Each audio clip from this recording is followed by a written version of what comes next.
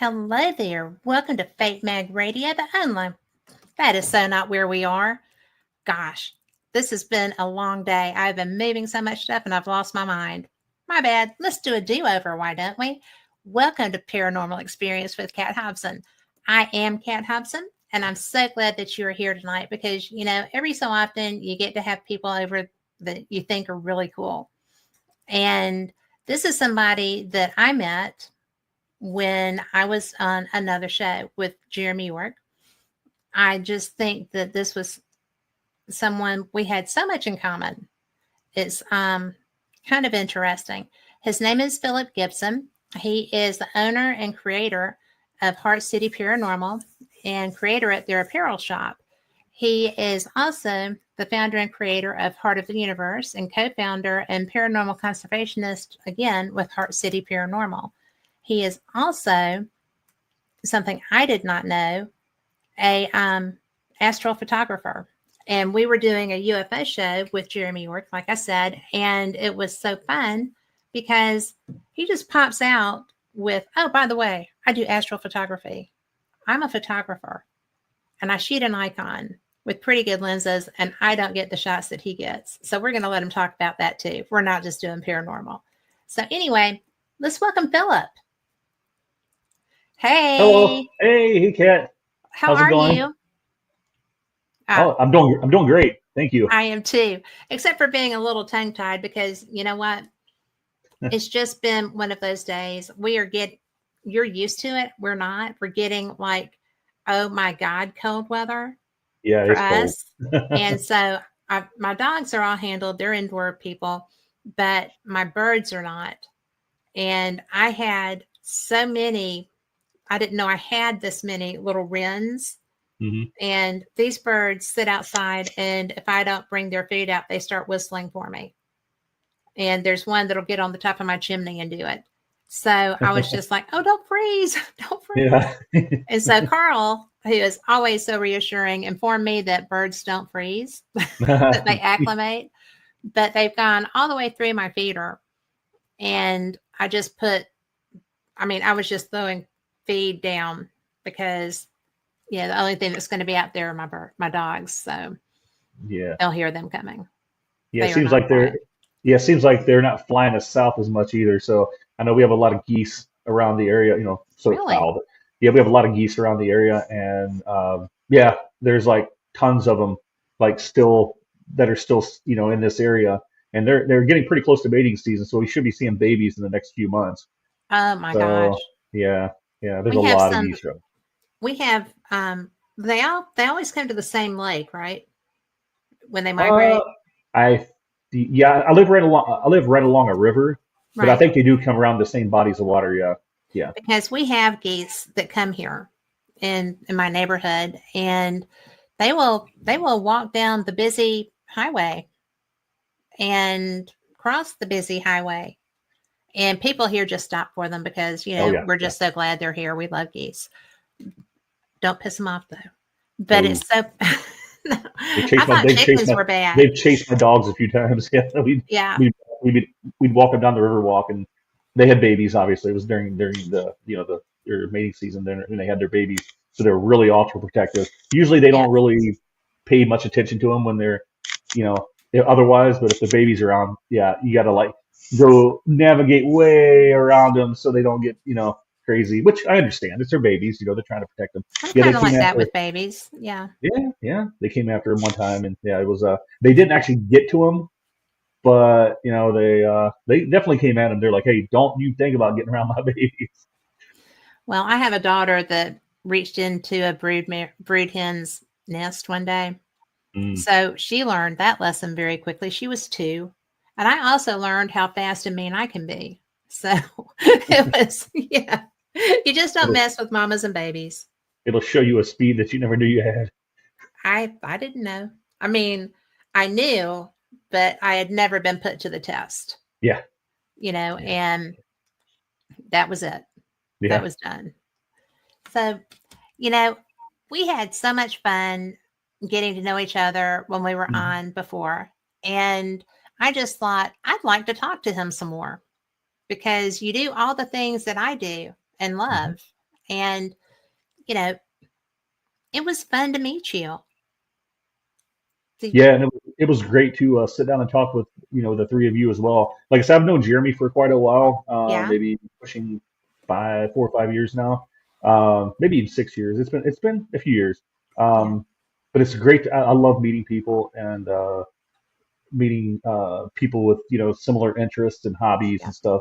And so I love. I'm more of a novice at at UFOs than you and Marianne was. Marianne was trippy. I liked Yeah, her too. yeah, she was great. She was Uh, trippy dippy though. That was so fun because it she was it is was so fun. connected with them.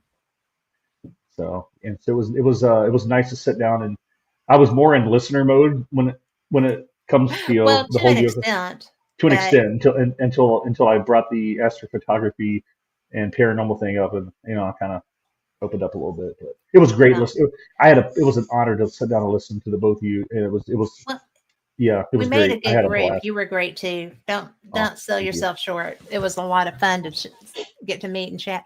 But that was an unusual show because we did cover so many topics. Yeah, we did. We had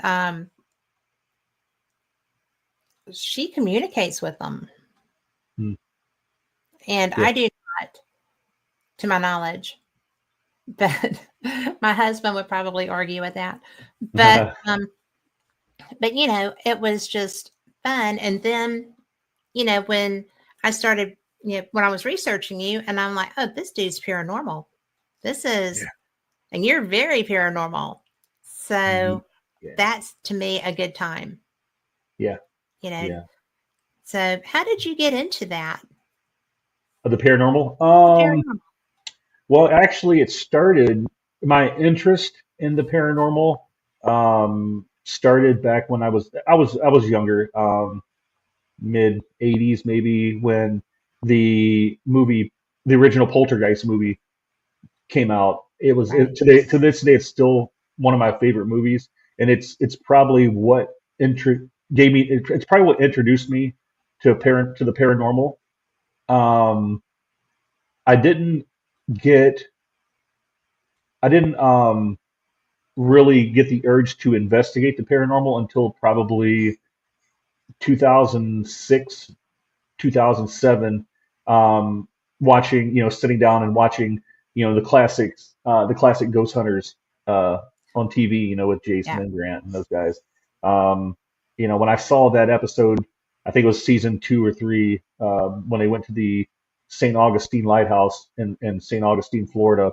That episode right there is what like got me the motivation, like the excitement to actually want to put my boots on and get out and actually investigate the paranormal myself. Okay. I Um, have to stop you there. okay. Why St. Augustine? Um, I think it was the episode itself. It I think when they flashed that camera, when they put a camera facing straight up the lighthouse, Hmm. and just to see that apparition lean over the railing and then go up Yes. 3 flights of stairs in a matter of seconds and lean over and look again. I was just completely blown. And then hearing the conversations of the man and the woman, way at the top of the light tower, the Mhm. lighthouse, I was just completely fascinated by. It. I'm like, wow, and back then I didn't really know that a lot of that a lot of the paranormal stuff on TV is a lot of it's doctored to be um, they do a lot of doctoring to make it more interesting for TV. But Well, that they also have episode, hundreds of hours of evidence that they can call from too. I mean, yeah, exactly. And I was that just blew me away. And actually around that same time that I was getting pushed by, urged to investigate by watching Ghost Hunters. I actually had my first, what I believe is my first paranormal experience, because I was kind of a late bloomer, mid to, 2006 and 2007. I actually had my first, what I believe was a paranormal experience. So, so I think, a little mix of, Ghost Hunters and, um, my experiences at my house, um, is what encouraged me to want to investigate the paranormal, but I didn't actually put, I didn't actually put the actual, or actually put the boots on and get out and do it until probably about 10 years later. And that's when my friend, Sean, and myself and his wife, Samantha, sat down and created Heart City Paranormal out of Elkhart, Indiana, and we started a team up, Mhm. and that's when we began investigating the paranormals. July, August of 2017. So I really haven't been at it too long. Maybe 7.5 years, pushing 8 years. Um, so, but I've experienced a lot over these years, um, and it's really it's exciting. I'm a very passionate EVP guy. I love Yeah. EVP audio. Um, Do I you, haven't seen too much as far as like visuals. The visuals in the paranormal, apparitions and shadow figures. yeah. I've never seen an Well, they're apparition. they're I've like the never seen a Holy shadow. Grail. Yeah, Yeah. I've never seen anything like that. Most of mine has been, you know, stuff moving on its own, and you know, disembodied voices and EVPs and stuff like that. But yeah, I've been investigating about 7.5 years. I took a break. I took a couple breaks in between. I had a little burnout in the whole thing, and just things that were I was letting things get to me that shouldn't things that I couldn't control, and it was frustrating me, and so it kind of burnt me out a little bit, zapped my enthusiasm, and I finally just you know told myself I'm not letting something that I can't control. It's just the state of the paranormal. A lot of the stuff that's going on in the field that's not the most pleasant things. I don't want to make that tonight's show or anything. It's just I just Drama. yeah. Here they come. She's Um, yeah. And so I didn't. I pretty much put my foot down. So I'm not letting that zap my energy and my enthusiasm again. And I got the fire again and got back at it. And I'm going strong now. So the thing that I have learned about dramatic people in the paranormal is that they're like that in other aspects of life also. hmm So you can't, and I did because I'm pretty much a flash reactor. hmm Okay. So because I'm old, so I learned how to temper that a little bit, right? I've got maybe a few decades on you, but it's so funny because I just learned that if somebody presents that to me, hmm I don't work with them anymore. yeah. And if I can leave when that's happening, I will walk away while it's happening Yeah. because I don't want to get to the point that I'm going to sully my reputation or Yeah. something. hmm I'm just not. But there is a lot of that in this field, and I'm not really sure exactly why that is. I think it's because people who do this, and correct me if you don't think this too, but I bet you do because I grew up, I was already old, but watching Ghost Hunters from the hmm beginning. A friend of mine is who actually created that series. Oh wow. And I Awesome. didn't know that at that time. But when I was watching that, I was like, oh, well, I've had these experiences all my life, but I never thought about documenting anything. hmm How are they using that to do this? What is this that so I started seeing tools to get the experiences that I was already having, but to show people that I was having them. And I think that they brought more people into this field than Carter has little pills. I mean, seriously. Yeah. And I've had the opportunity to investigate with some of them. hmm And it's so fun to watch or to get feedback on something that you've brought to play with, you know, hmm and have you tried this? What did you do with this? And that's why I like investigating with other people as opposed to just being locked in and going and doing a home investigation for somebody, Mhm. or I do not. I don't do residential right now, but Yeah. you know, I just people have gotten really weird and crazy. And Yeah. until all of the stuff settles down, I would never go in somebody's home right now. Mhm. But with your EVP work, do you use tools for that other than a recorder? Um, well, I use recorders. I also use I use body cameras. Um, now, when you say tools, you mean like do I use like other devices during my Mhm. investigation? Yeah, I use Other devices, or I mean, are you getting just pure recordings, or are you getting it through a device or an app, or what oh, are you using? I just use I when I do my audio recordings, I use a Zoom H4n Mhm. uh, multi-directional I recorder. I have also that. Isn't that awesome? yeah I have God, a that's a couple good of them. I recorder. love them, and I also use an H3 VR recorder as well. So it's a device that's used to record audio for VR Mhm. virtual reality applications. Um, I also I yeah those are my main audio devices. I'll occasionally break out my and use the recorder on my phone because I used to use my back when I I've first done started. that. I used It the recorders on works. my phone and stuff. And Yeah, I was going to say, because uh, you have shadow figures behind you. yeah, that's her. Yeah, that's her walking back and forth. Yeah, But the beauty, I think, I love using just recorders, because if I'm using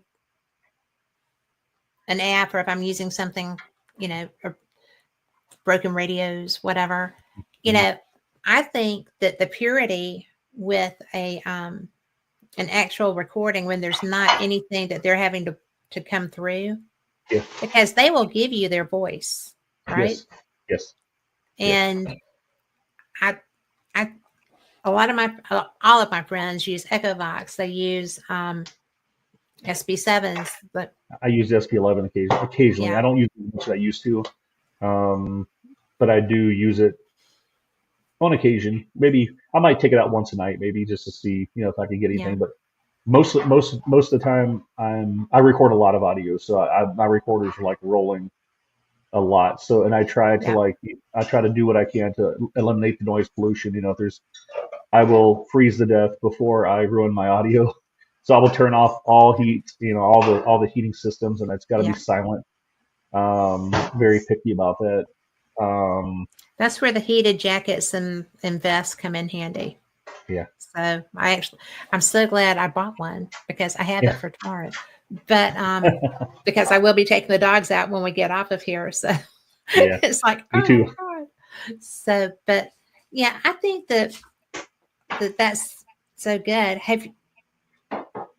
Where is Heart City? We're actually out of. I'm actually. Well, I live in Elkhart, Indiana. So Elkhart, yeah. with the heart, it's in northern Indiana, near Okay. South End, and so the whole Heart City Paranormal was made because of Elkhart, the With the heart. Elkhart, yeah. Yeah, and so we kind of picked that apart and used it to create our name. So yeah, we're up in northern Indiana. Yeah. Okay. Because I have friends that own locations and stuff. And one of them is my friend lives in Indianapolis. Her jail is hmm in Paulding, Ohio. hmm And have you ever been there? No, but I've been invited to go to. I've been invited to go there once, twice with some friends for a public investigation, and If you not get a too. I'm chance, not even the publics are good, though. okay. Yeah, and I never went though, but I've heard a lot about it though. I'd love to check it out sometime. Well, make sure you have your recorders, Yeah. Oh, you know because me. it's really amazing how much those spirits work to communicate. Yeah. They're really cool. And, I appreciate that, because I don't get to go there very much. Yeah. And she has a portal, hmm the original portal that Steve hmm Huff created, and she bought the specs and built it. So she knows what's in it. hmm And that sucker will sit there. Like, I was slicing and dicing for a cookout she was having one afternoon, And her husband was in the room with me, and he does not like when the spirits talk to him, but the portal was on.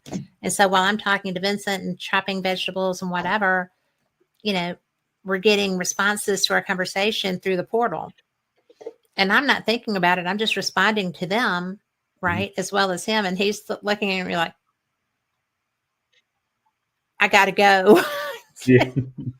But you will love that. You'll love that for EVP work. That place is Yeah. cool. Yeah. Yeah.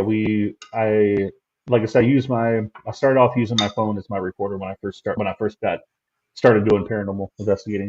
And then, I kind of progressed into better quality recorders, but Yeah. I've learned sometimes, and I know audio is kind of weird. Just recently, one of the audio clips that I sent you, just recently, the updated one, um, that was actually captured on uh, the audio of my body camera, which and I also had the Zoom H3 VR on my left hand, the body camera planted on my chest, and the uh, the body camera audio actually picked the EVP up far louder than that multi-directional H3 VR did. So Oh my gosh. I think all recorders have a great place, in investigating, Mm. and collecting audio. I mean, there's with the more pristine audio, you get less white noise and less background noise. It's more crisp and cleaner, and you don't get you don't fidget. It doesn't have that fidgeting sound to open your unless you're following handling the actual recorder itself. But when it comes to those old phones, the little or the Olympus recorders and stuff, you got to Mm. really be careful because just little subtle movements can make it pop and crack and make it sound like where you can mistake it for an EVP. So you got to be kind of really careful with those old recorders. But I think they definitely have their place when it comes to when it comes to collecting EVP audio. I think they work great. I mean, it's just weird how audio works. You can you would think that these pristine pieces of audio would capture more, but not No. necessarily the case. It's kind of interesting though. Well, my very first EVP that I ever caught was and I had just bought it, right? And Hmm. I did not think about the fact that there wasn't a way to download from it because I wasn't, it was my first time to be lead on a location and other stuff. I had other equipment that I was worried about, and I just grabbed this little recorder. Hmm. And yeah, it was only women. It was so cool. But I had been, because I always, just had my camera in this hand, had a recorder in this hand, and was just walking around, just, focused on the camera. And when I stopped, I don't smoke, and everybody else did. So they were all, under the carport smoking. And Hmm. I was over in the corner with my recorder trying to get, I, I'd not used that recorder before.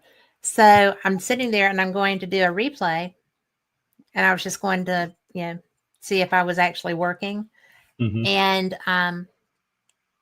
yeah, apparently when I was having a problem with my camera, I got this EVP that I never even knew I had.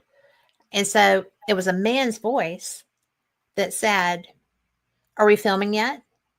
Oh wow. And so all of the other three women looked up and looked over at me and were looking around. They were looking for the man. And I'm like, that was on my recorder. Let me Wow. see. I have that recorder still sitting in my desk because I will never erase that EVP. And I don't see it. It's in here, but my desk drawer is chock full of stuff. But I'll find it and show you later. Because it's the best EVP I ever caught, and it was my very first one ever. Dude, And it was so that's loud and wow. clear that people a yard away from me heard it. Like half that I was in the front yard, they were in the carport, and they started looking. I was like, "Holy Wow. crap!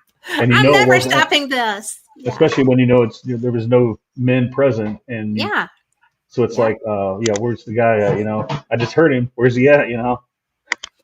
Well, and only I knew that I was doing the, you know, doing the review. Mhm. And I was just really trying to make sure it was actually functioning. And right Wow. out of the box, that was there. And I had taken that out of the box. When I took it, I had just gotten it. So it wasn't something left over either. It was just a cool way to get started with EVP. Yeah, that would definitely encourage you to like do it again and again, you And again, know, and if I and don't again. get it, I do it more because I know I can. Yeah. Yes. Yeah. It does bite you, doesn't it? Yeah. It really Yeah. does.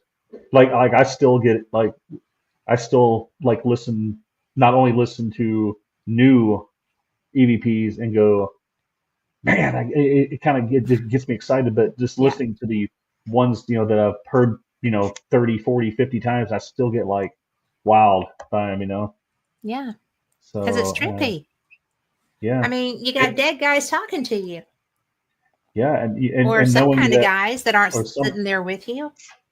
yeah. And you're two people in a building and that person hasn't said a word and there's a clear man's voice Yeah. uh, saying something, and you're like, well, I know that wasn't me, and I know that wasn't him because his recorder doesn't have anything on it in that very same area, Hmm. and it's just like that's what's really trippy is how they can manipulate one device but not the other, or how it Yes. picks up on how it's Do you just have it's a theory about that?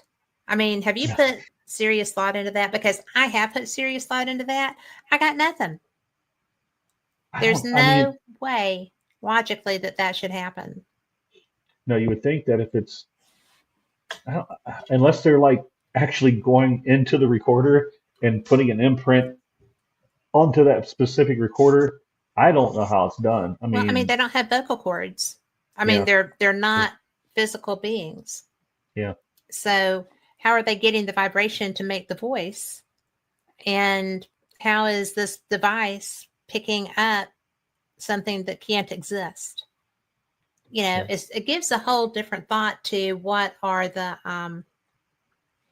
really are we after? Do we have some type of corporal being that maybe we just can't see, like an alien? Because aliens can fade in and out. hmm, They do. And so, based on hundreds of people that have seen them do that, right? Mine does not. yeah, This is Al, by the way. You met him the yeah, other night.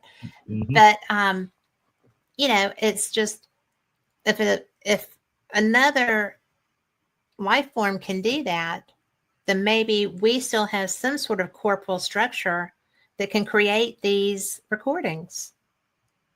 yeah. And you think Something about it, I has to be mean, happening.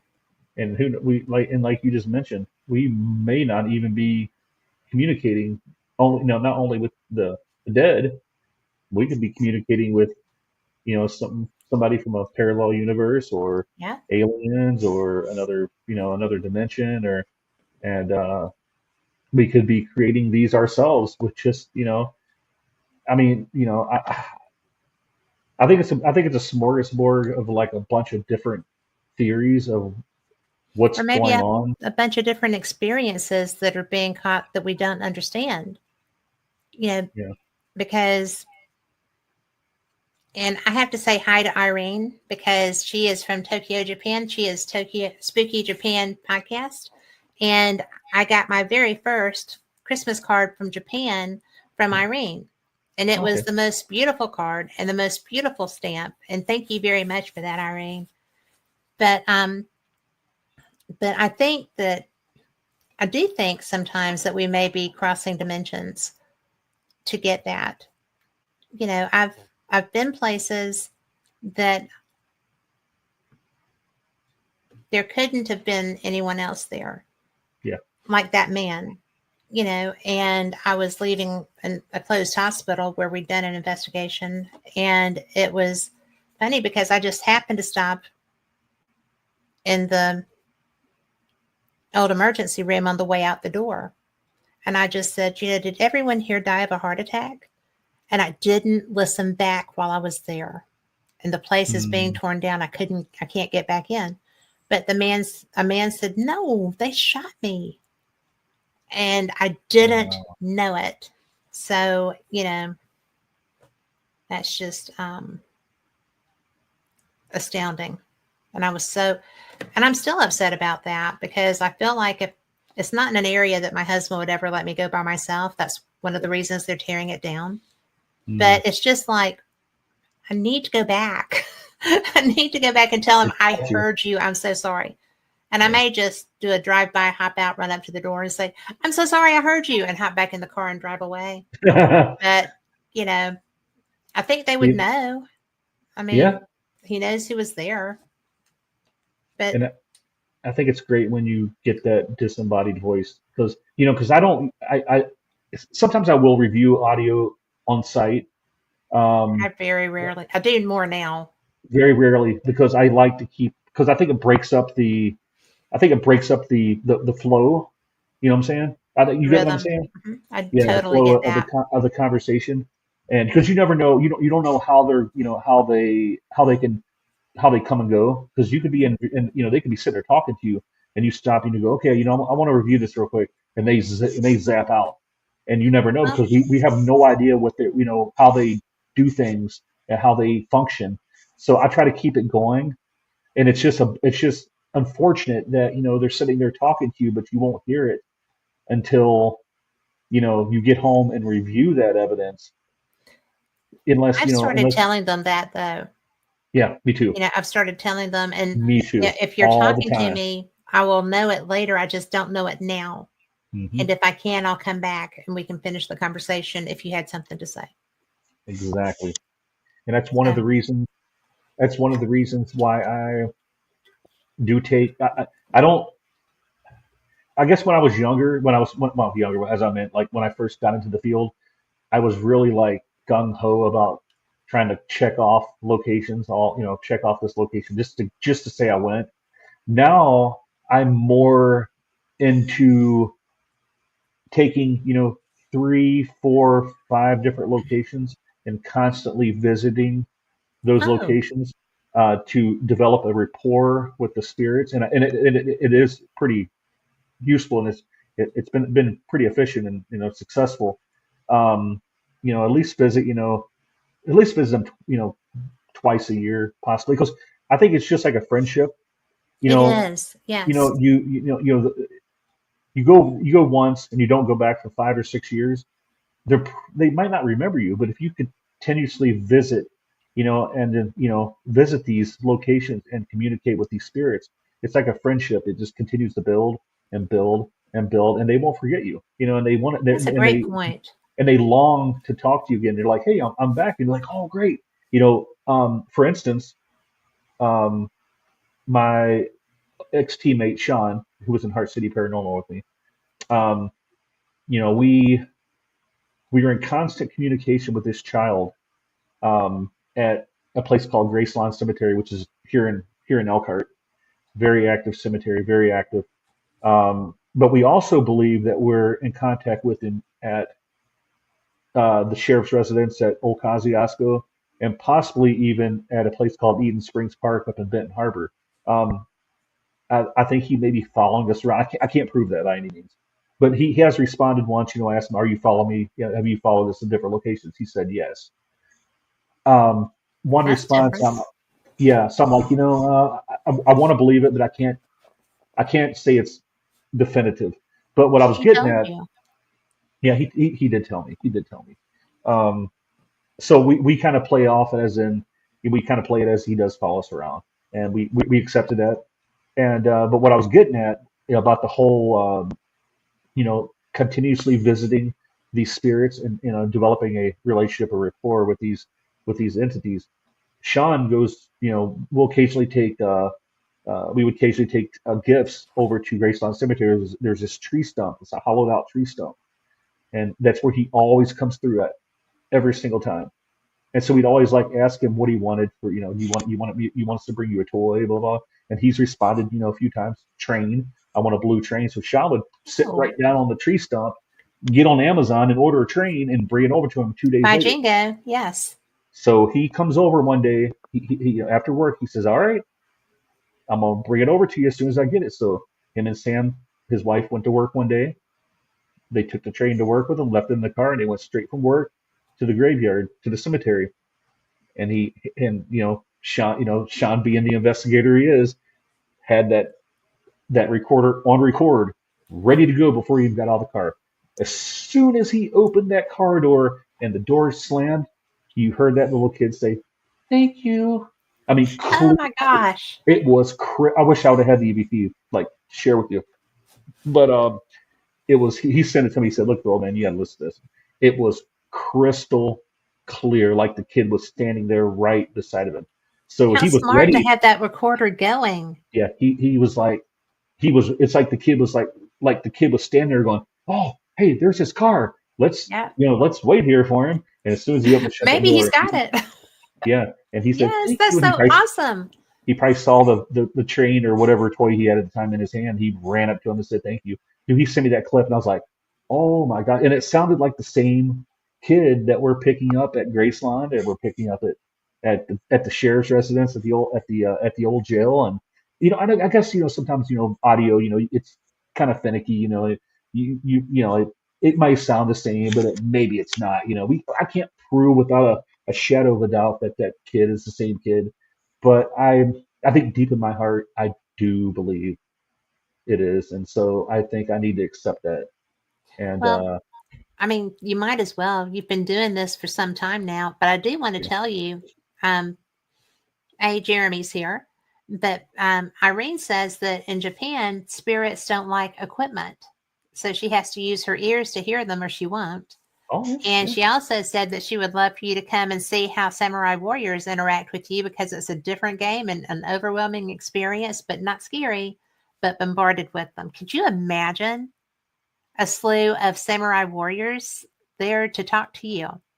Mm, yeah, yeah. That'd be That, a lot of energy. that would be a lot of very disciplined, very strong personalities. Yeah, That would be cool. So, yeah. So yeah, that's well, what I do. I think I pick like 4 or 5 different locations, and I continuously visit these locations and develop a good rapport with these spirits, and it seems like it's paid off.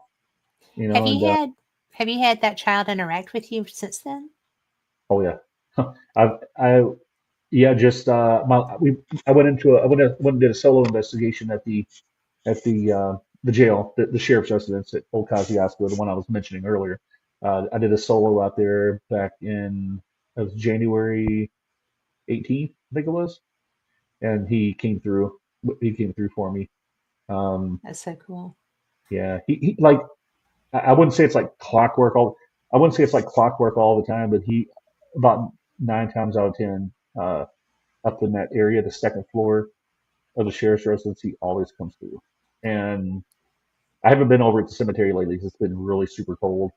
And so yeah, yeah, he's come through for me recently. So it's kind of Do it's you know kind of his cool. name? I think his Is it name is even Eddie. Eddie? Eddie, because I've got that name a few times when I've Yeah. asked. So yeah, I think his name is Eddie, and he just told me this like the last. I heard it before. I think it was one of those EVPs where you're like, okay, I think it says what I think it's saying, but I can't say for sure. This one was clear cut Eddie, and I'm like, okay, I think that's what the other one said too. Yeah. So I'm gonna go Eddie, that I think his name is. Um, through the records of through the records of the old jail, I haven't seen an Eddie, in the sheriff's residence, whether it's a kid, that belonged to the sheriff or not. Doesn't, which doesn't matter. He could have came wandered in there and Well, he just could have been there out of place. prior to the jail being there. Yeah, he could have been there, and he's always just so like excited to see us. Um, like one time, and I think yeah, one of the EVPs that I sent you that we'll be listening to later on is actually there's probably one, two, three, 4 of those EVPs are of that kid. So that we believe is the same kid. Um, Cool. well, actually, I should say 2 or 3 EVPs and one disembodied voice, I should say. Yeah. Disembodied So voices are a whole different thing. yeah. Do you always hear them or do you catch them on your recorders? Um, it's usually when I'm recording EVP audio. I don't think unless I'm. I think it's because if I'm not on an investigation or without my recorder, I kind of just don't think about communication with them. I think it's only when I grab my recorder is this I'm focused on the communication. I think that's why I hear him more. Now, if I just talk to him without the recorders, I think I would hear him as well, possibly. But it's usually only when I have my recorder running because I'm in that zone of communication because I'm recording. So yeah, I don't hear much unless I'm recording the Yeah. audio itself when I'm actually in the zone of communication. Isn't that funny how we can get there? We can enjoy everything else too, Hmm. but that's what we are fired up to get. That's my passion Yeah. is EVP is communication. Um, You know, I used to think that it was activity like REM pods or you know, but it is the words. I love the voice. I love when if you're using a device, you can't always tell yeah, the voice.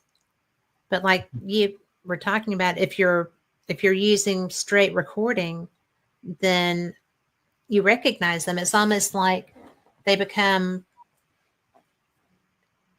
they're easy for you to catch because you know that voice.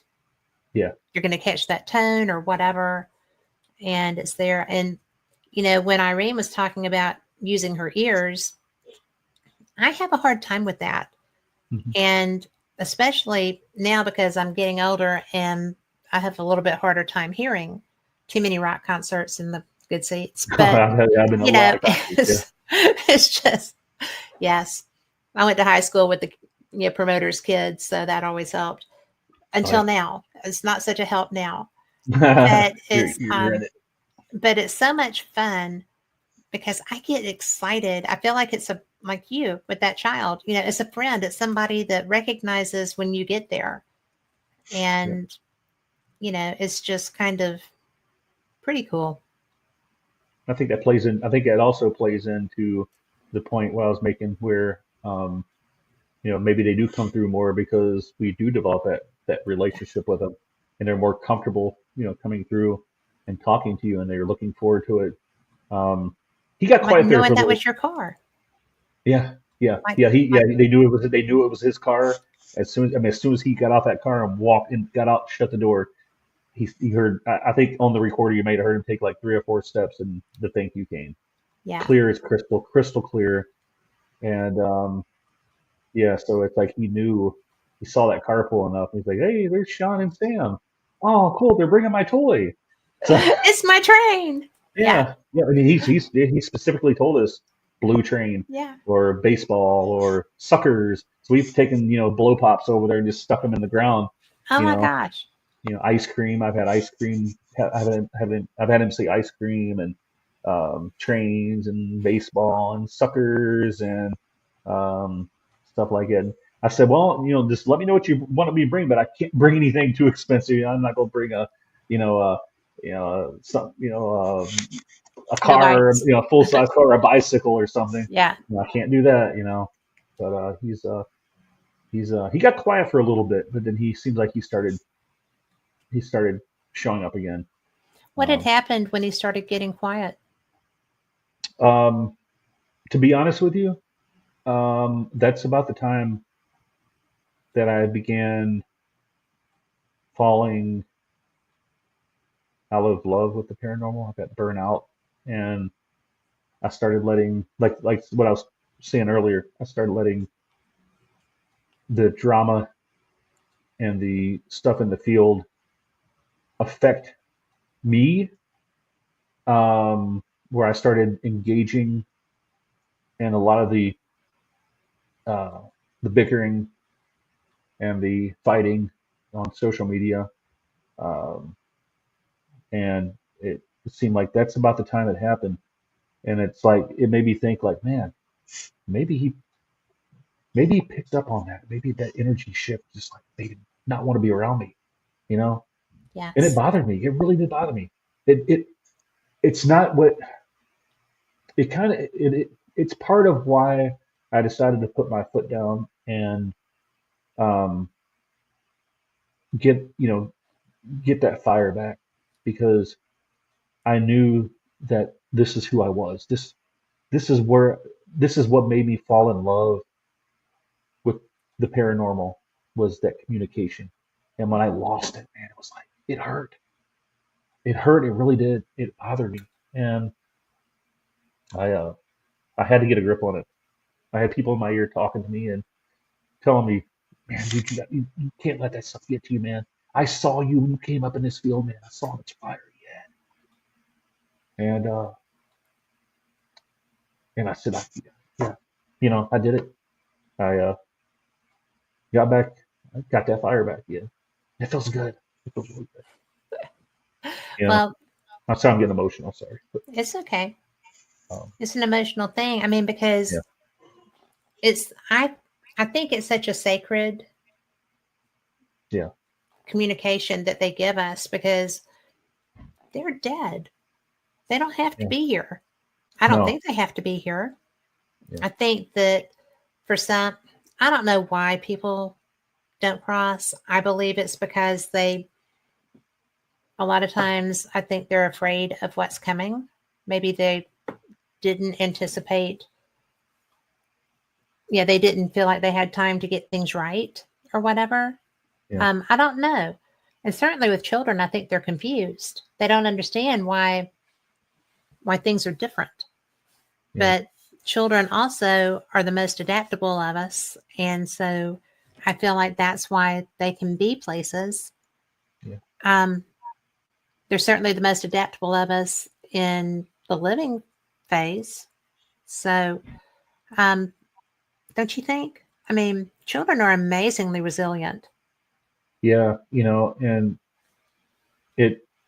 I would be lying if I said that that I never thought about the idea of like, man, is me going out and doing these investigations preventing these this child or these spirits from crossing over because they're so um how that they have became their communication with me has they enjoy it so much and I enjoy it so much that it became like something they long for and it's preventing them from crossing over.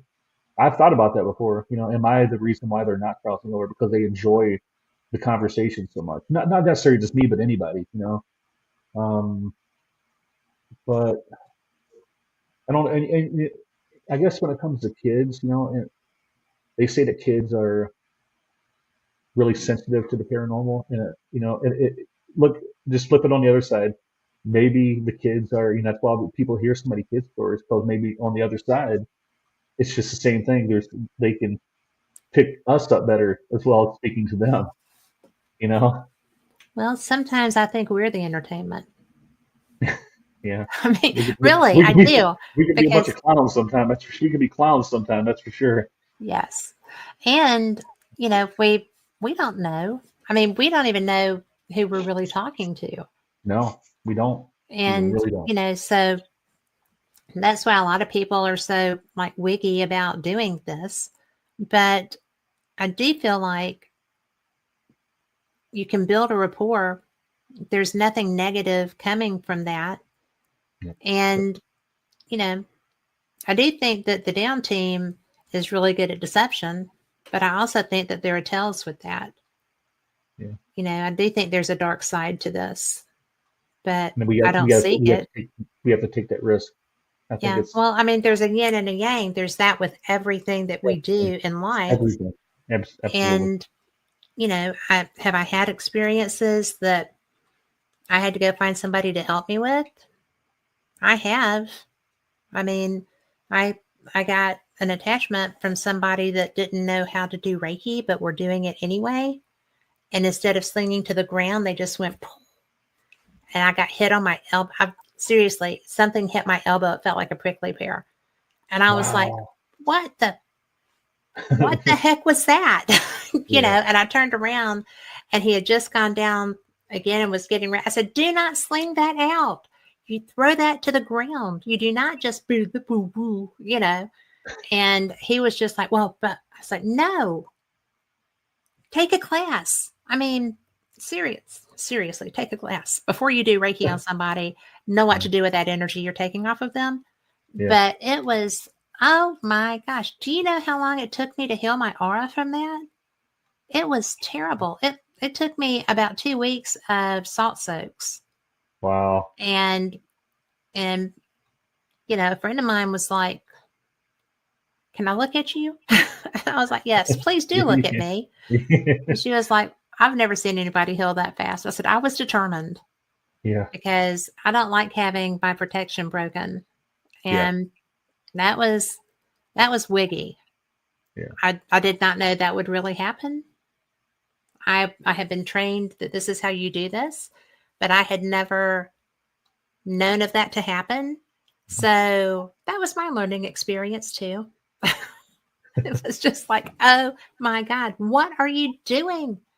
So yeah. I've been So you do have to watch out, and you have to know who the heck you're investigating with. Yeah. Not connection. Everybody energy takes it seriously. Everything. Yeah. So anyway, I digress. But protect your aura. Always protect your own freaking aura. You have to. And don't be around idiots. And that's why that story that what I was mentioning earlier. Yeah. I was going down that path where I was just losing that passion, and I was getting myself involved in things that I shouldn't be getting myself involved in, that I had no reason to be involved in. And it was zapping everything that I had that created that love for the paranormal, and I lost it. And that's when, I took some time off, and I came back. It happened again. Took some time off, and finally I came back again. And this is when I told myself, nope, that's it. I'm not doing it again. I am not. I haven't been doing this for 7 years just to let this happen. No, I'm getting that fire back, and I did. Was it specific individuals or just situations that were occurring, or what drove you away? A lot of the fraud, it was a little bit of everything. I think just it started mostly with when I started confronting a lot of the fake YouTuber paranormal videos, the memes, that I knew were faking, and they were misleading people and making money off of them. And I was confronting them and, um, calling them out, on social media and all that stuff like that. And, um, they, I'll get ganged up on by a lot of people. And then by the end of it, they were like, damn, you were right. They are, and I'm just like, I told you guys, but you guys, the only thing you do is gang up on me, call me jealous, and call me a hater. That drives me crazy when people call you jealous, because hater, and they call nobody's an expert. This is not a real science. It's becoming one because of all the work that people have put into it over the years. It's finally becoming something that people study, but mainstream.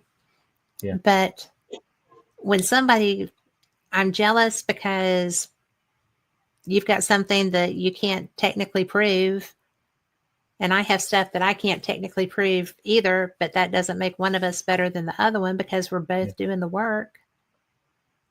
I don't deal well with that either. I actually had a guy that does a paranormal event company get pissed off at me. And it was only, he got mad because I was on a show, and they wanted to know if I had any footage of me investigating. Well, I don't, because I'm always the one with the camera. But this guy had done a sizzle reel that he invited me to participate at the location with. And so I thought the work was so good that I just told the production company, you can reach out to him. I don't know what he's going to say about that because Mhm. we don't really talk anymore, but it's really good footage. Hey, Keith. So it was really funny because, oh my goodness, Facebook blew up just on his page. I mean, he was the only one ranting. And I'm like, that's okay. The only reason I even suggested that was because it was such good footage. Yeah, We all looked good in that, but I would only have used that clip. yeah, And he was like, oh, well, you just use and abuse and you show up for free. I said, because you invite me. yeah, Hello. You know, yeah. you got, So, it was just stupid because, I really liked investigating with them. yeah, And I really liked that person, but he was just, he was the flip side of, and it's so funny when they turn so fast because you're like, oh, that's who you were the whole time, right? yeah, How did you get that yeah. past me? I'm really astute when it comes to that. But it happens. It I had does. people. I'm glad you fought your way back.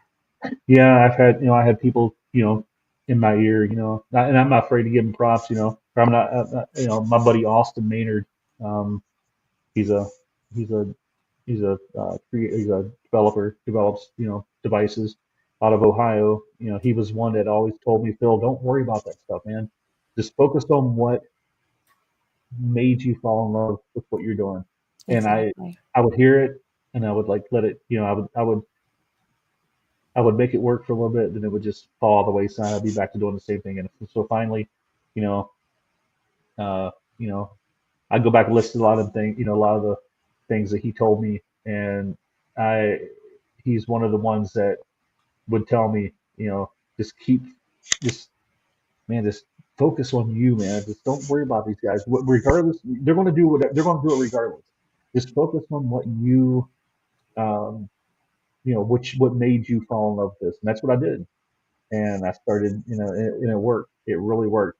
I got to give credit to Austin, and he's been a mentor, and then Brandon Alvis, he's been just a man. Yes. He's been an amazing. He's become a really really good friend of mine. We talk a lot, and we've been talking since since he first joined. Since he first got on the Ghost Hunter show. Back years ago. We've Yeah. been talking since then, and he's been such a great uh, mentor as well to me, and just bouncing ideas off of him and stuff like that. And, yeah, he's became a really good friend of mine. Him Yeah. and Austin has just been great, and helping me uh, keep me, helping me stay in line. I guess you can say. Um, but I'm doing really good right now. I feel more on fire than I have in the past probably couple of years, and Well, I I'm going to have tell you that no, you are on fire. yeah, I mean, I have you no. love this stuff, I love it, absolutely love it. and I recognize that.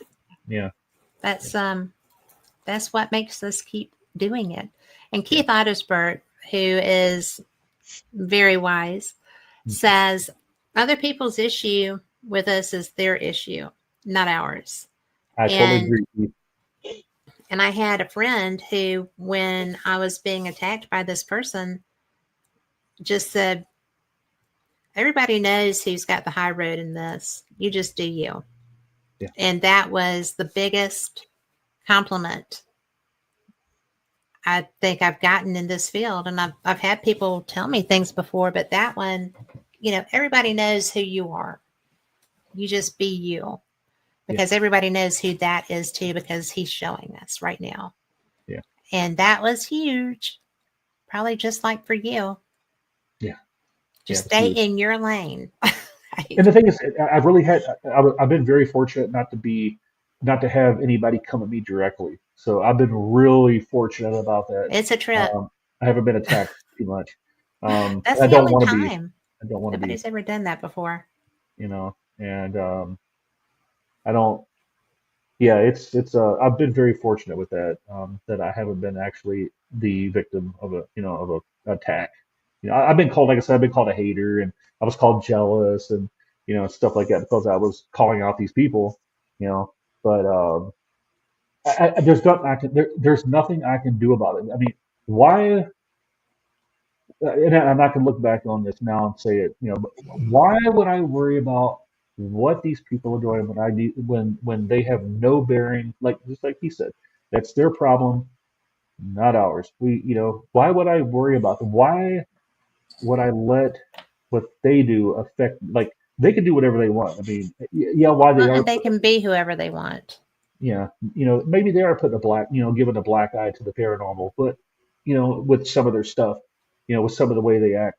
But I can, it doesn't like destroy the field. It's not like it's not like they're the be all end all of what's going on. You have your own path to take.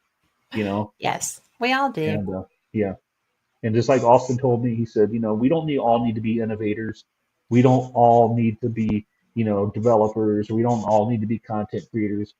We need to just focus on what, like I said, 10 times already, we need to focus on what, you know, we did to make us fall in love with this.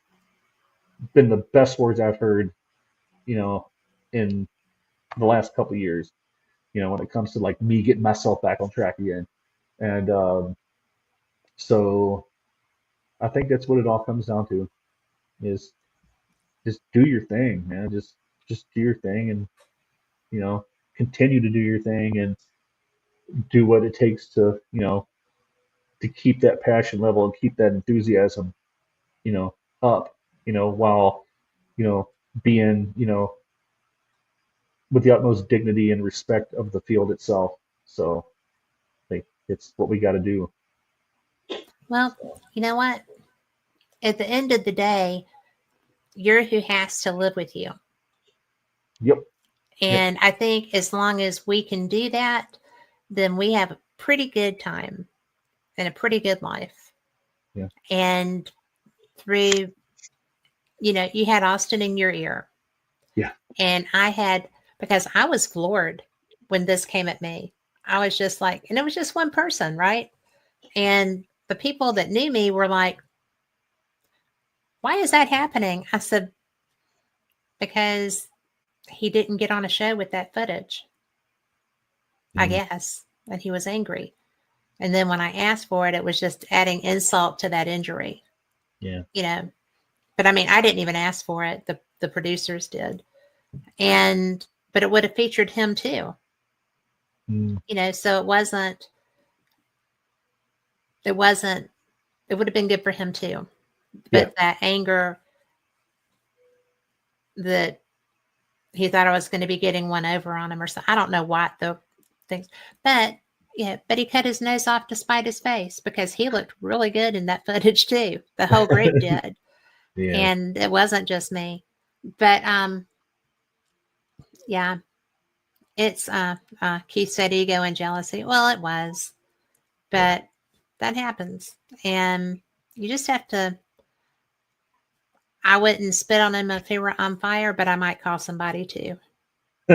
So Yeah. not really. I wouldn't let somebody suffer. But even somebody that was that mean. So enough about mean. You brought toys. Yeah. You brought goodies. Yeah. Brought goodies in the form of Yeah. audio files. And now these are numbered. And we're going to go with number 1 first. We're going to go follow your lead. Do you want to set it up? Yeah. Yeah. Number one. Yeah. I went straight for the jugular on this one because it to this day the it's the most insane piece of audio that I've I ever captured or my team has ever captured. Now what happened was I'll make it quick though because You we don't were have at to make it quick. It's okay. okay we were at Randolph County Asylum the night Oh, before yeah. and we did an investigation there. So we left straight from Randolph and went straight to the Monroe house where this EVP was captured. We got there about 10:30 or so, and we got there. It was just me and my teammate Sean. Lisa, our other teammate, she had to work later on the night, so she didn't stick around. So me and Sean went straight from Randolph to the Monroe house, and we were going to spend the night at the Monroe house. And so we got there, parked, came inside, just kind of sat in the living room, just kind of hung out a little bit, just kind of just resting a little bit. We were up all night, So we sat there for maybe an hour, and I said, "All right, Sean, I'll go and start bringing my stuff in." He said, "Okay." We start carrying the boxes in. When you walk in the front door, there's this big table right in front of you with a big TV above. So a big enough table you can put your boxes in and open the box and get all your equipment out. So Sean was sitting in the chair by the window, and I was sitting there getting stuff out of the boxes, taking stuff out. And to the right, if I look to my right, there's a kitchen with the door was open. There's a kitchen with a door across on the other side of the kitchen. And so I'm sitting there taking stuff out. Next thing you know, I heard this. Whatever it was, it something grabbed the doorknob, and it sounded like about to shake the doorknob off the hinges, like shake the whole door off. Oh, Literally, like, wow. and I just stopped, froze. I looked at Sean. I'm like, "Man, you hearing this, dude?" And he's like, "Yeah, yeah, man." So the investigator and me, I grabbed my recorder and I zoomed right into the kitchen. Didn't catch anything on that recorder. So I'm like, okay, I reviewed it and I said, "Oh, I didn't catch anything." So we were still getting stuff out of the box, and I said, "All right, Sean, I'm gonna go and take these cameras upstairs and start setting them up." Sean said, "Okay, I'm gonna put my recorder, over by the door, over by that door that was shaking, just if maybe we can catch something else up there." So we put the recorder down, and we went upstairs and did our thing. About 20 minutes after he pushed record is when we caught this EVP. So it was just me and him in the house, no baby monitors in the house, in the middle of the house, in the middle of the kitchen, All and right. we captured this audio, which is still just that today. It's the most insane piece of audio we've ever captured. It's at the Monroe House in Hartford City, Indiana.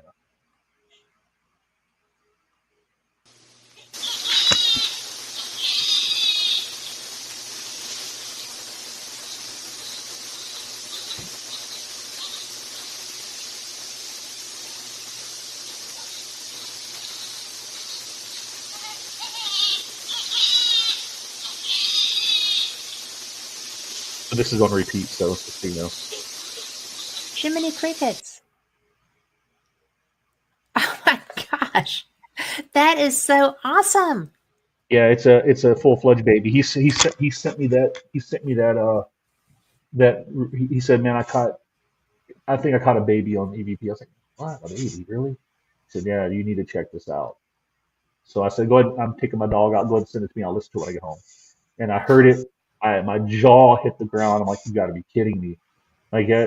And I sent the audio to the owner of the house, Pam and Eddie Morris from they owned the house, and she said, "I'm gonna tell you right now, Eddie is not going to want to come in this house by himself after hearing this." Um, and I can say this now because I mean, obviously, it's in the public. Um, she sent me some information either that night or so. It's been almost 4 years ago. So she sent me some information later on that evening and said, "I don't want you putting this on social media because the mother of this the mother of this baby is still alive and living in Hartford City." So she sent me it was an obituary of a baby that died at 2 months old in that house 20 years to the day that I caught that EVP. Oh, Now, good heavens. was it the same baby? I can't guarantee. I don't Oh, know. I come can't. on. We I would we have a be, fair idea. yeah, I would be completely honest. But oh yeah, definitely, it's definitely that same child. But it's kind of strange that it was 20 years to the day that and she got really freaked out because when Paranormal Lockdown came to the Monroe House and did an episode there, it's Katrina and Nick Groff. Mhm. They labeled it the Demon House, and it freaked the mother out because she said, "I know my baby's still in that house because I heard him crying. I heard him fussing in that house after he passed away." And Oh that's my what all made gosh. me think, man, was that the baby I captured? Was it? Could it be? You know? Who else's So baby is that going to be? I don't know. I don't know. And it's babies have been captured crying before in that house before through, good friend Michael Diddy, who investigated that house hundreds of times. So he's heard the baby crying in the house too. So And it's the actual this piece of audio is going to be on the new Evil on Earth uh, Monroe House documentary that's coming out about Matt Benton's documentary with Joe Vitale and stuff like that. That EVP is actually going to be um, in that documentary coming up. So Well, that's good because it should. That's a great EVP. insane. Like I said, it's the craziest piece of audio I've ever captured that we've ever captured before, probably ever heard. I mean, it's very chilling, to Well, say the it least. is. I mean, I'm glad you brought that. I Yeah, hate why it's there. yeah, I agree. Yeah, but I do appreciate that you brought it because it's Yeah, cool. yeah, yeah. It was pretty remarkable. Yeah. Well, do you want to set up number two? Yes. Number two is I got it written down here. So, oh yeah, this is a good one. Okay, yeah, this one occurred at the old. Uh, it happened in the bullpen at the old Kosciuszko County Jail in Warsaw, Indiana. It was in 2018 during the we did a world's largest ghost hunt event Mhm. there. And what they would do is during this event is they would give you a set of questions to go by, and each person participating or each group that all over the United States and the world would have that set of questions, and they would all ask these set of questions at this time, and then for 2 hours. And then the last 2 hours was pretty much a free for all, where you could just pretty much conduct your own investigation. And this occurred during that free for all investigation. Um, at the jail, the ones that used to do the investigations, well, they still do. Mary Ann does, but her and Evelyn, her sister, they do the host the investigations at the jail, and did all the history of the jail. So they brought this picture of a guy named Judd, which is Annie Chaplin is one of the house, just supposed to be one of the house spirits at the jail for and I'll get to why she's, why her ghost or spirit is still there. But she brought a picture of Judd, which is Annie's brother, and you'll hear in this clip, Mary or Evelyn asking, Annie, how old were you when Judd left home? And then you'll hear a response, and then Sean actually heard it with his own ears. Oh, So okay. it's a disembodied voice, and it was the correct number. Like I had my recorder going, there's like three recorders going. I checked all three recorders and nothing was heard except on his recorder.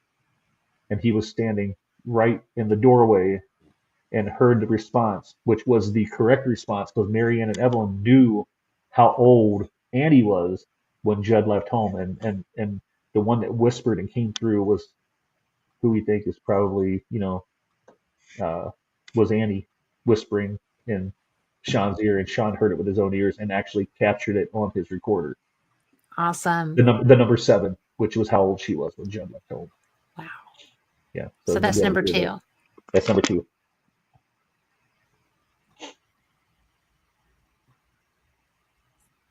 You were a very young girl when you last saw him.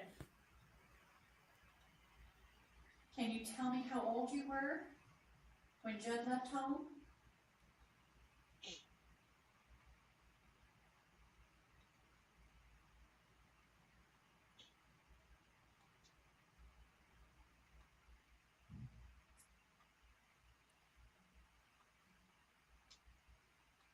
Did we disturb you with this picture? I'm sorry if it does bother you.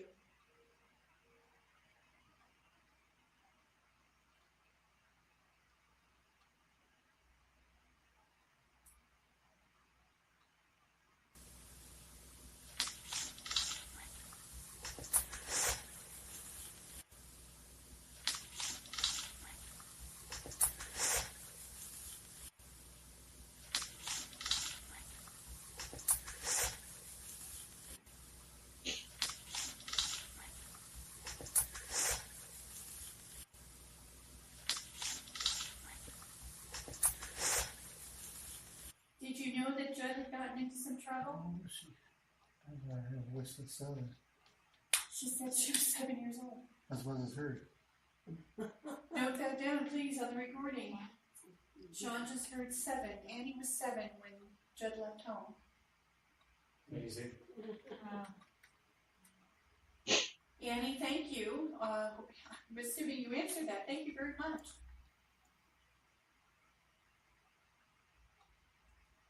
That was it. That's she responded with the number 7. Well, it was so cool because I thought I heard it early in that club. Yes, she did. There was something. Yeah, there was something in there right before she said 7 as well. And I just said it said came through or something like that. It was hard to really hear what it what it Yeah. was, but the 7 was. I mean, that was a no brainer. I mean, that was a no doubter right there. Yeah, That's really cool. yeah, So was he surprised that he got it? yeah, yeah. Because he was like, how old was she? Because I just heard the number 7. Because he said he heard it in his ear. He heard like 7 in his right ear. He said. And luckily he picked it up on his recorder. We didn't catch anything because I listened at the same time on my recorder. I was also across the bullpen from him, so a good 15 feet, 20 feet away from him. So my recorder didn't catch him. But his wife was sitting about maybe 6 feet from him, and she didn't catch it on her recorder either. The only recorder it was on was his. He was standing in the doorway with his back toward the entrance of the So bullpen. the child was probably standing behind him. Yeah, the girl was standing. Whoever it was, Annie Yes. said 7. Yeah, because That is Annie. so cool. Yeah, yeah. So yeah, she's a resident of the jail because of what happened to her at the jail. So it was a interesting story, and that will actually, you see, yeah, lead us kind of in. I'll kind of lead us into the story of Annie with this next EVP. But Okay. so on this third EVP, what happened was the story is Annie. She was 21 years old. She was the daughter of a man named Morse Chaplin, who was a very pronounced, well-known, wealthy man in the city of Warsaw. And Annie got tied in with this singer, um, this singer sewing machine salesman from South Bend named Gwen Smith, and he was a little bit older than she was. So he, was, me and Andy was younger. He was a little bit older. He was able to talk her into stuff and blah blah blah. He talked her into like actually forging a check for $250 and trying to cash it at the bank. Well, when they got to the bank with the check, they busted them and pretty much arrested the both of them and put them in the jail. Um, Gwen bailed out. Annie actually was told by her, her dad met with the sheriffs and told the sheriffs, I would like you to keep her here for a little bit, because I don't want her out around Gwen because, it doesn't have the best reputation, I'm assuming. So her dad wanted her to stay in there and, to help out, cooking and, for the inmates and stuff like that, and, helping out with the ladies in the sheriff's residence. So she stayed there for a little bit. There's conflicting um, stories. One of the stories was that Annie was taking a walk out to the washroom outside, and Gwen hopped the fence, uh, shot her twice, and then turned the gun on himself. Which that is true. That did happen. But whether he hopped the fence or he was allowed to come in and visit her, that's the conflicting story. But yeah, he did pull the gun, shoot Annie twice because he was so upset because uh, she did she acted like she didn't want to see him, so and she didn't she wasn't out of jail, so he shot and killed her and he killed himself. So that's why we think that Annie is actually still at the jail, because I've actually heard her voice of who we think is Annie at the jail before, and many others have actually heard her as well. Wow. So that's the story of Annie. And Gwen is actually buried here in the same town that I live in Elkhart. He's buried in a cemetery called Rice Cemetery. So, Interesting. but this EVP right here is this is just this was during the world's largest ghost hunt, the same event that the other EVP was on.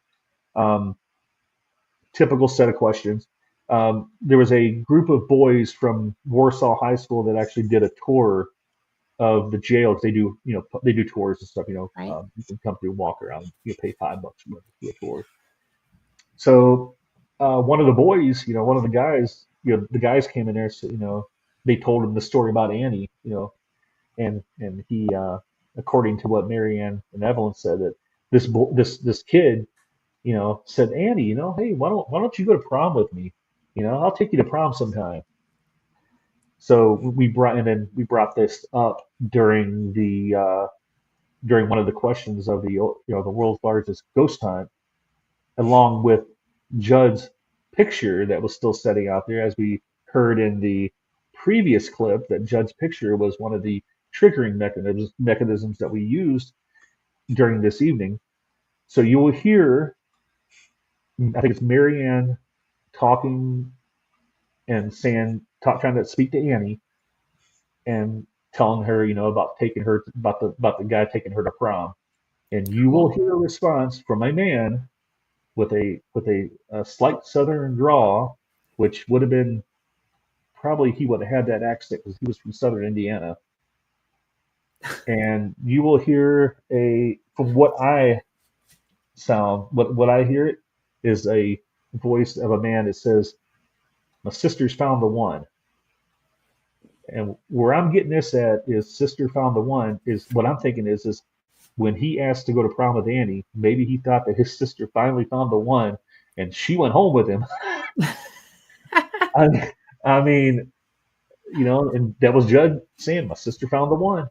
And it was clear as day, male talking. You could tell who, no doubt about it. Very clear, VP. Well, I'm ready. All right, it's a short clip too, so.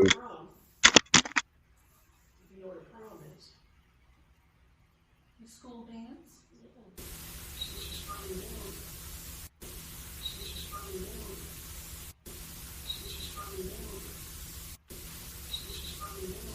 Yeah. Remember the one guy asked you to the prom? Yeah. You know what a prom is? The school dance? It's pretty clear. It's clear. That is fun. No men. There was two men there, myself and Sean.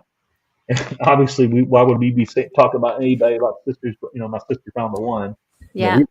We're experienced enough to where we stay quiet during those EVP sessions. We know better. Only two men in the whole building, which were me and him, and that EVP came up. That was captured on my recorder. Yeah.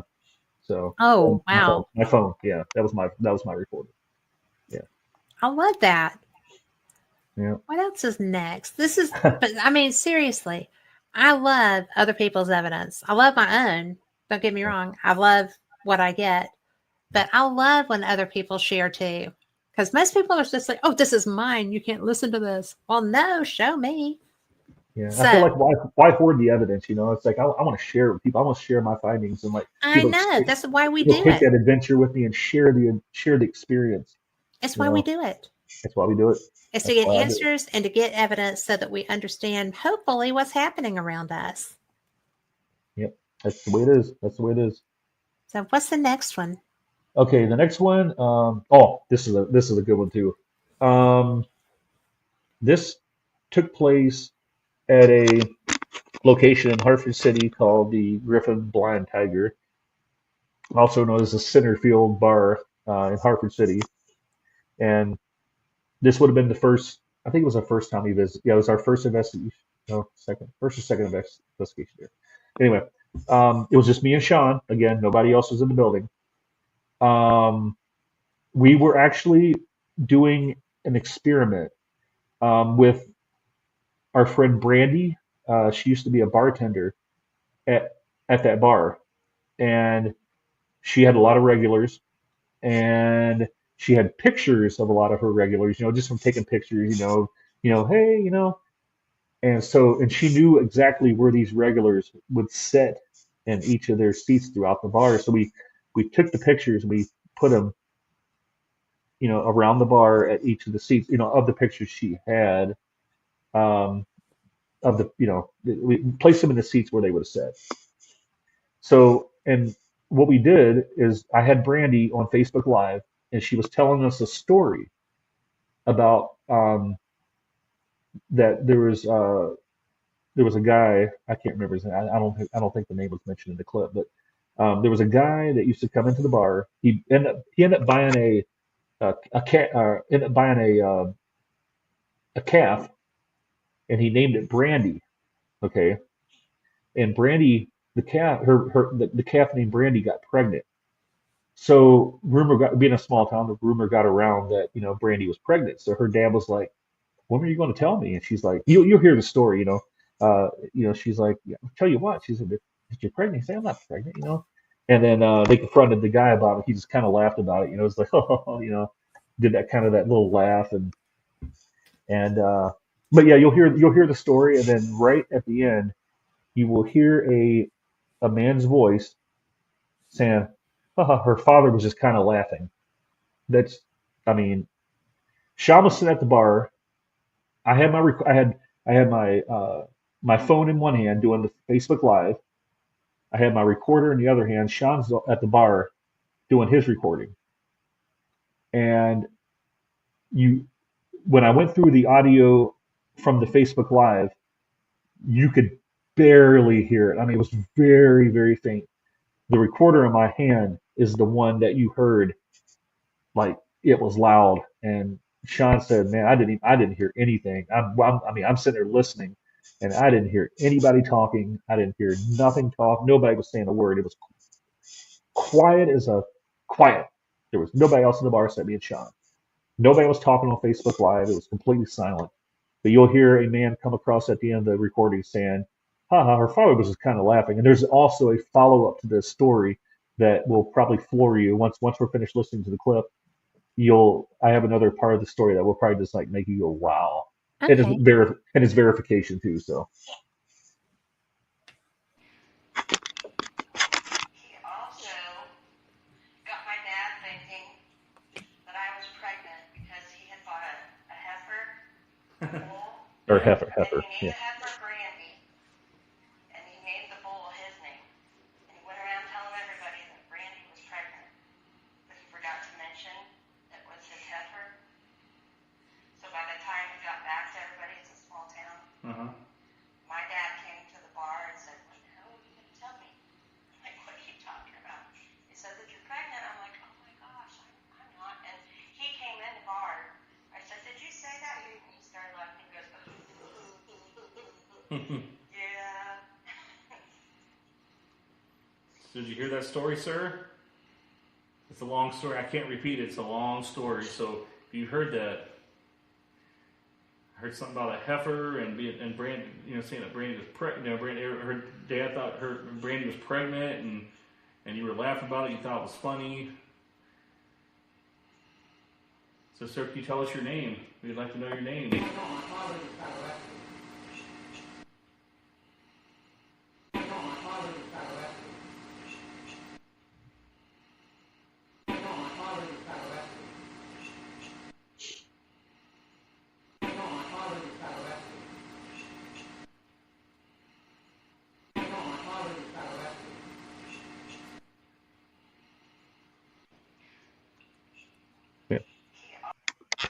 That's crazy. Yeah, That was so freaking clear. clear as day. And I mean, it And a was full silent. sentence. It was a full sentence, full vocal tone, full sentence, Yes. clear as day. And I sent that to Brandy and I said, "I want you to hear something. I want you to tell me if you recognize this voice." And I sent it to her. He said, "Do you mind if I send this to somebody? I promise I won't post it on social media. I'll send it to her account so she listens to it." I was like, "Yeah, that's fine, no problem." She said, "Okay, I'll send it to her." Brandy knew exactly who it was, and she just wanted verification from this person. She said, "Listen to this and tell me who this is." And the lady starts crying. She said, "That's my dad. That's my dad. That's his voice." She said, "That's exactly who I thought it was, and that's exactly who would have been sitting in that seat." Was Wow. the picture? Yeah. Your father was just kind of laughing. Yeah, yeah. That's that's it. I'm like, wow, that is like. And she said, did you catch it on anything else? I said, no. I said, um, I checked the Facebook Live audio. You heard it just very, very faintly. It was very quiet. I think I might have heard it. It might have been very quiet, but it wasn't anywhere near as vocal as that recorder by the bar. Wow. And Sean said, I said, did you hear anything? He said, man, I didn't hear anything. He said, it was silent in there.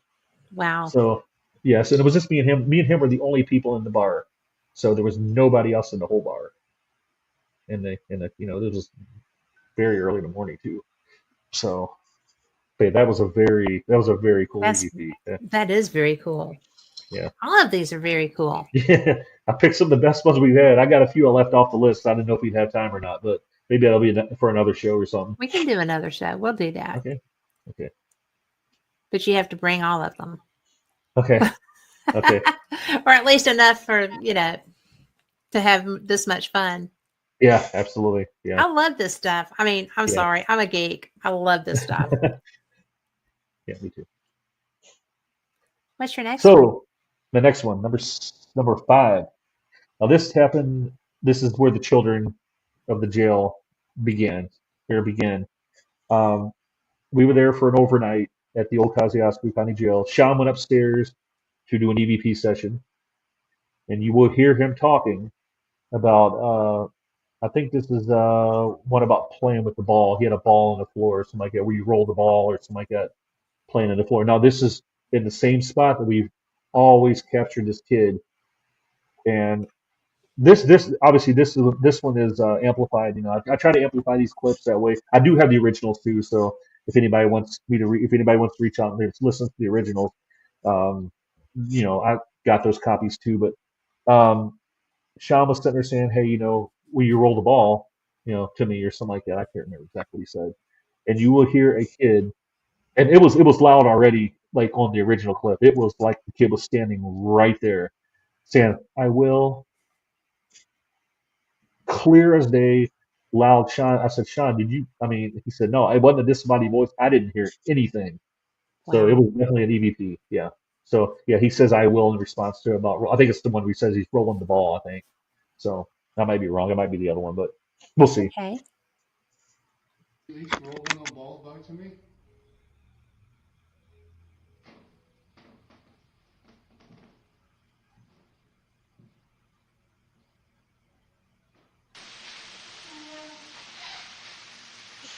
Get out.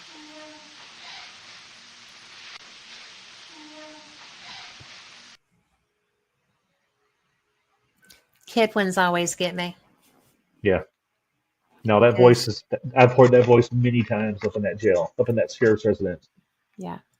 Yeah. That's the kid that I think has been following us around everywhere. That's him, Eddie, as we call him. Yeah. That is so precious. Yeah. I mean, because that is a precious little voice. Yeah. I will. Yeah. Yeah. And Sean said he didn't hear anything. He said it wasn't a disembodied voice because I would have mentioned it. He said I didn't hear anything. So and the next one is that kid again, same day. Actually, it's the same session. He was still upstairs doing his thing, and I can't remember what he said, the question that Sean asked, but you hear it, same kid go, uh-huh, like, uh-huh. Once again, extremely, and the thing is, Sean didn't like go home and send it to me. Sean came straight downstairs and said, "Hey man, did you get any, he started listening to his audio downstairs. He said, "Oh my gosh, dude, listen to this, man." And so I put it on my computer and listened to it. So it was literally that's straight from coming downstairs to the library downstairs in the jail and went right on the computer. I'm listening. So I didn't have time. I mean, it was literally a fresh audio clip. So, that is so cool. Yeah, so this is the same kid during the same session saying "I will" or in response to one of Sean's questions. I can't remember off the top of my head what he asked though, but it's a really quick clip though, so it won't take long. Yeah. Oh, it can take long. It's okay. Okay. Yeah.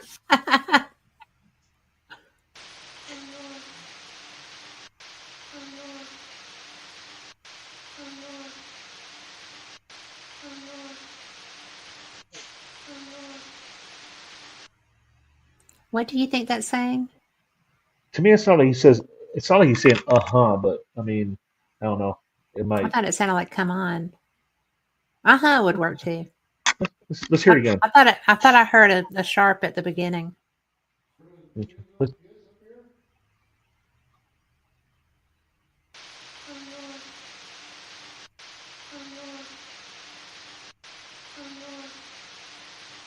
or I'm not. Could be that too.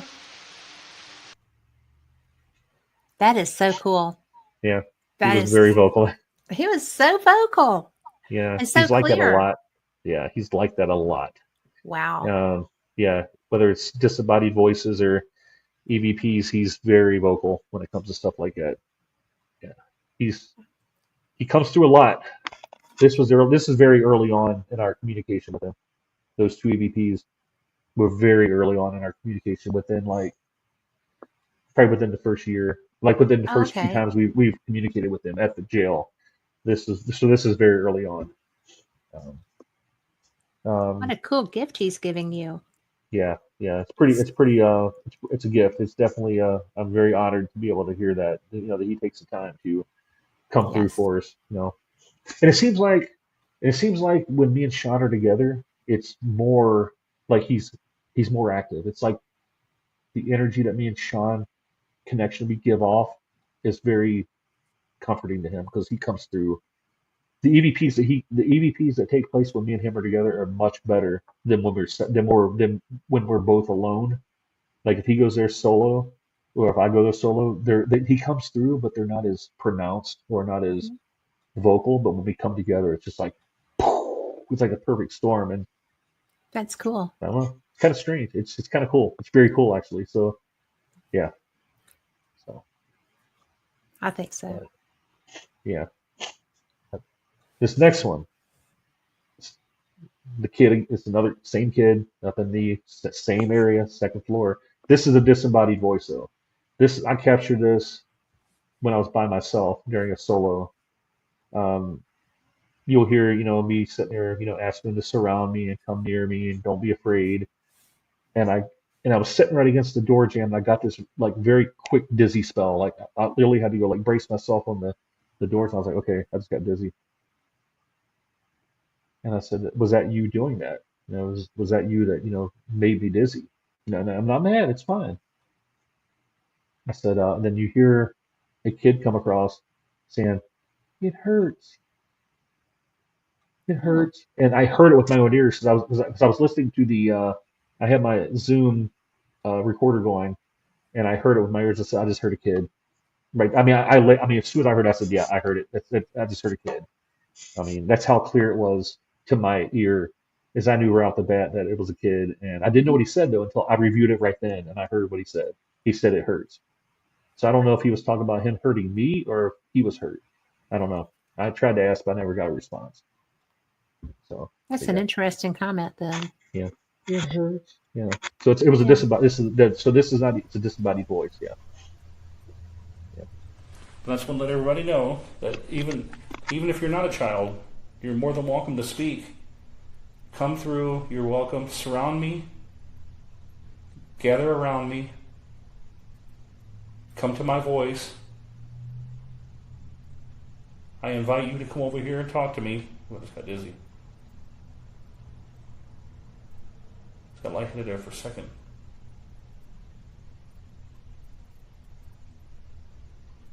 You can come over by me, but you can't do anything bad. Okay?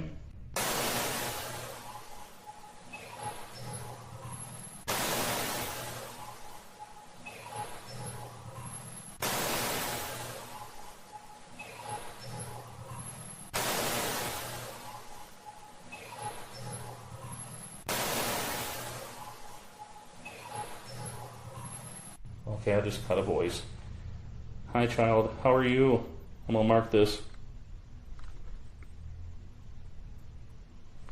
Just cut a voice. I'm going to go back and listen to it in just a second. It sounds just like a child. Are you over beside me, little child?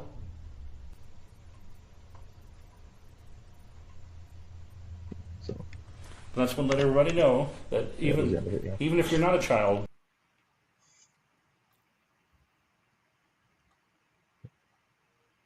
Yep. So that was him. Yeah, that was Yeah. him again. It didn't sound like the typical, the previous voices, but No, but you could hear.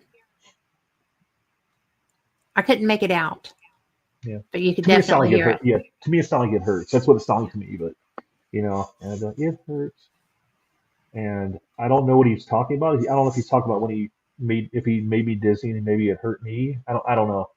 Or if Or maybe maybe he he's was hurting showing him. you an injury. Maybe he's showing, yeah. And I did actually bring that up in the conversation afterward, into the conversation, the EVP communication later, but I never received a response after that. I don't think I received anything after that either. Yeah. So I don't know if he zapped all of his energy and couldn't come through after that or what. But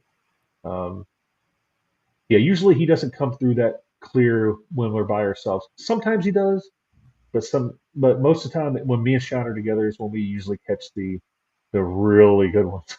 Yeah, with him. Well, probably your energy build is good.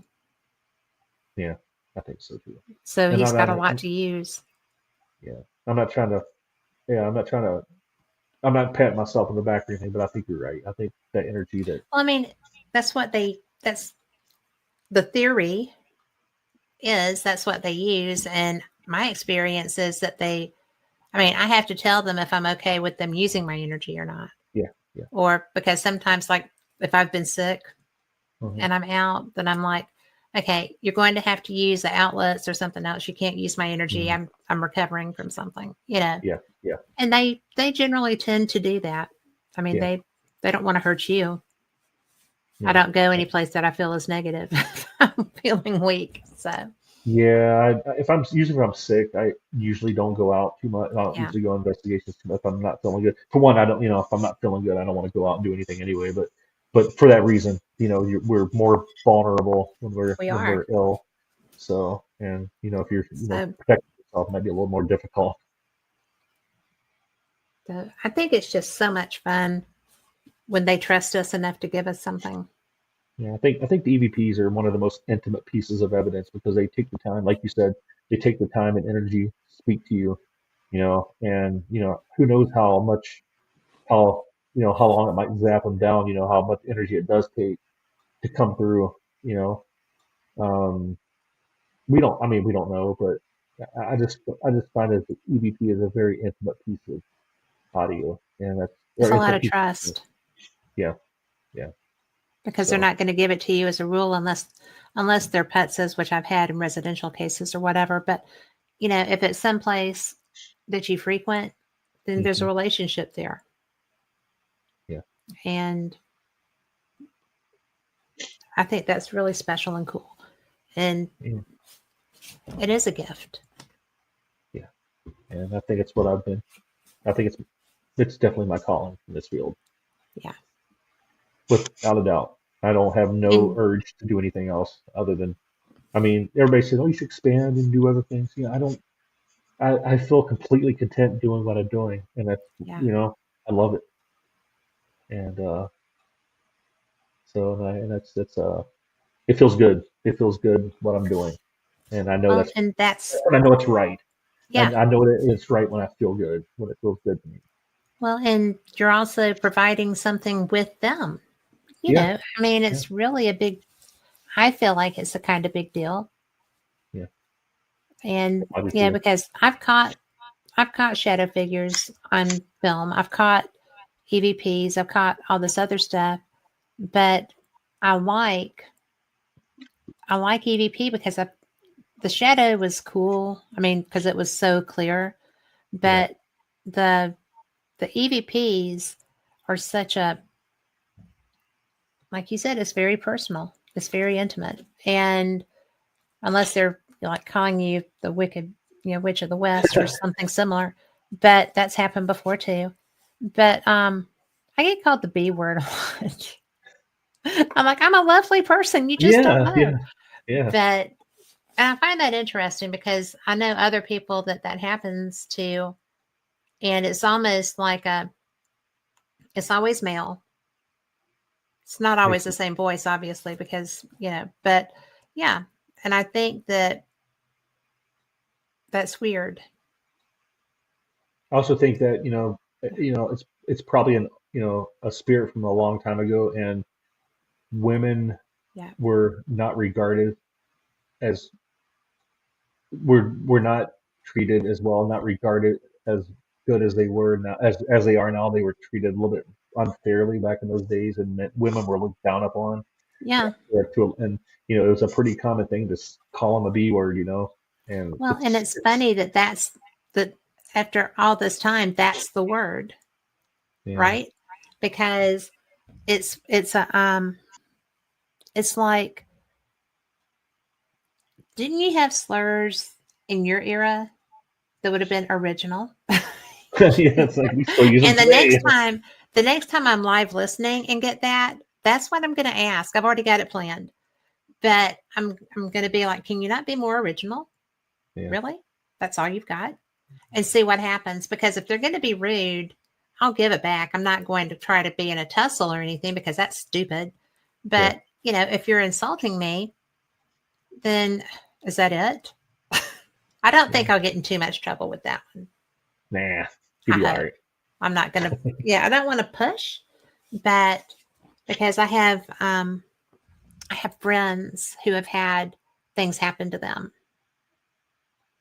And I don't want to go home with marks. Yeah.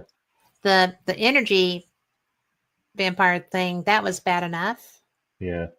I don't want something that I'm going to have to call, a priest somewhere for. Yeah. That's not my idea of a good time.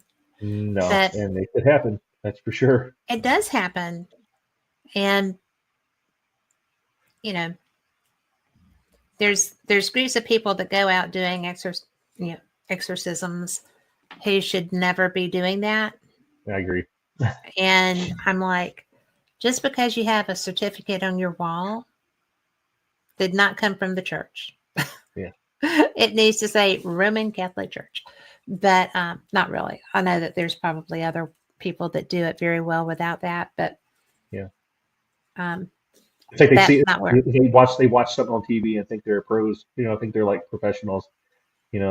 Staging houses and doing all this different, Native American type. Native American stuff can work. I've seen it work. No, I'm saying it wouldn't. I'm not saying it doesn't work. It's just I think people think they can that they're experts at it, and they try to do these things just because they saw it on TV or something, and they end up making it worse than what it was. Yes. That's what I'm talking about. Yeah. Oh, Native American stuff. Well, absolutely. Well, we had a case that I was participant on, and it was a family home, and we went in and we cleansed up. There was nothing indicative of anything demonic, nothing indicative of even a negative vibe in the house, but we saged, we cleansed, and we called it a day because there wasn't anything. We were there for hours. And like 2 weeks later, a group that's local to me showed up at that house and did an exorcism on their 6-year-old daughter. Ooh, wow. And when I found that out, I came undone. I mean, I was, hey, you don't do that to a child. And that's probably the most undiplomatic I've ever been in a paranormal situation. And I wasn't like that with the family, obviously, but I was like that with the group that went in there. Yeah. Because one of them I knew, and I knew that she was not what she professed to be. And boy, you don't do that with children. And that is what gets us a bad name. Yeah. That's why people look at us and go, oh, really? Yeah. No. I've seen what you guys have did before. Why would I trust you? So anyway, I don't know where this horse, came from that I'm sitting here on that's so high, but what's your next EVP? Okay, what is the next one? Let me get down the list real quick. Okay. Sorry about that. Oh no, you're fine. Okay, this took place in 2018 at a place called Eden Springs Park It's in Benton Harbor, Michigan. Um, there's a spot in the park called the Drunk Tank. It's also the ice house too. When it was a functioning park and a functioning it was a society, a group of people that like a colony used to live there, and they used it as a drunk tank slash ice house. They used to get ice from the lake. He saw or a pond down the hill. He used to bring it up, put the ice inside the ice house to keep Oh, it cold. cool. Okay. They also used it as a drunk tank, and people got a little unruly. They'd lock them in there and sober them up. So once again, another kid came through, and it sounds just like the kid that we've Get talked out. to in the Let's hear past. them. This is a third place, so we asked him, since it's a drunk tank, me and Sean was, we were, there was some water in the tank, so we didn't go into the tanks. We kind of retch our recorders in, and tried to get our arms inside the tank. And there was two people standing behind us, maybe about 10 feet. You can kind of hear them talking very, quietly. Definitely can differentiate the voices. There was no kids there, obviously. Um, and I will make note of it in the clip. There's somebody back here talking. Just make note of it. And then I said, "Hey, do you what kind of beer do you like? What kind of alcohol do you what's your favorite? What's your favorite drink?" And you hear a little kid say, "Beer," and then a woman, then you hear a whisper go, "Wine." So beer and wine. Okay. So there was two people there. So yeah, you'll hear it. Yeah. What were you drinking? That was Liquor Louise or back there beer? talking. This was a reference. She's still talking. Can you tell us what your favorite beer was? Or what your favorite beer is? What do you like to drink?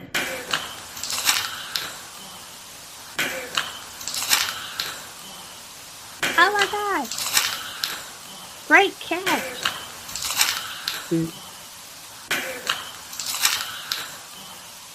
They said you tossed. Yeah. That's a great catch. Yeah. Little kid. What I don't know number if the was same. That was number 8. Yeah. So okay? we have they have 2 more to go. We have 9 and 10. Yeah. But that was That was a brilliant. yeah. So that was another kid that we captured. I don't know. Like I said, I don't know if it's the same kid, but he sounds like the same It kid. sounds like the same kid. Yeah. So And I then the don't know where. lady, Yeah. Wine. Yeah. I would be the wine. Yeah. So, what's your next one? Okay. I don't want Number to miss 9. any of them. Yeah. This is number 9. Hold on. What is it? Okay. This is actually one I just captured the most recent investigation where I was at the old Kosciuszko jail. This is the one I was talking about where I had my Zoom recorder and then my body camera, Mhm. and the body camera caught the voice much, much louder than that high-priced multi-directional VR recorder. Yes. And I've never captured a kid in that area before. Um, this would have been right in between the solitary confinement and the women's block. There's a little section. They used to have like a little schoolhouse, like a one-room school, because at that particular jail, um, they would allow if the women that were actually incarcerated there, it just so the women would not be separated from their kids. They would actually allow the child to be there with them,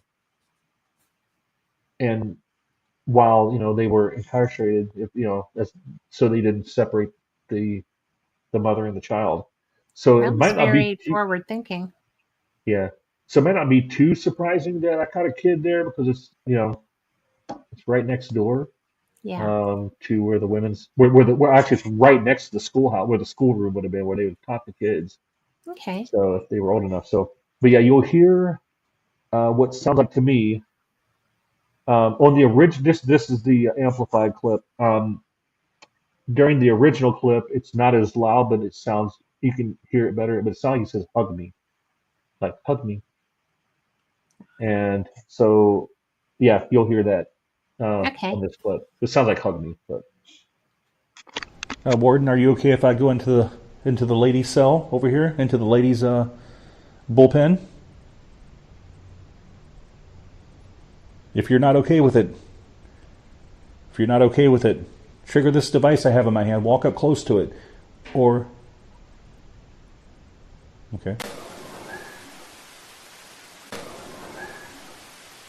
Oh.